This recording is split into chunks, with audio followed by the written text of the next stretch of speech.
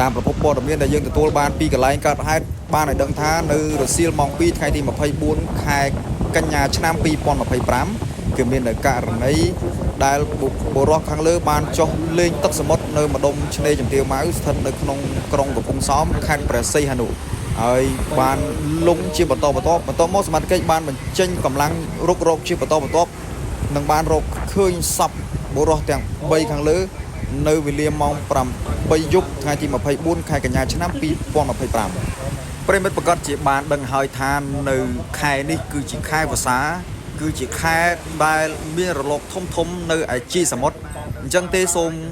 ទទូចស្នើសុំបងប្អូនប្រជាពលរដ្ឋទាំងអស់សូមមានការប្រុងប្រយ័ត្ននិងកុំទៅលេងទឹកសមុទ្រនៅពេលដែល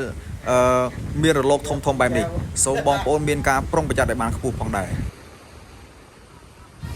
ហើយនេះគឺជាសកម្មភាពរុករករបស់ក្រុមអ្នករុករកដែលបានចុះទៅរកតាមរយៈការមុជទឹករកនិងជិះម៉ូតូទឹកឆ្វែលរកជនរងគ្រោះផងដែរតាមប្រភពដែលយើងទទួលបាននៅវេលាម៉ោង 8 យប់ថ្ងៃទី 24 ទើបរកសពបរិសុទ្ធទាំង 3 នាក់ឃើញយកទៅធ្វើបន់តាមប្រពៃណី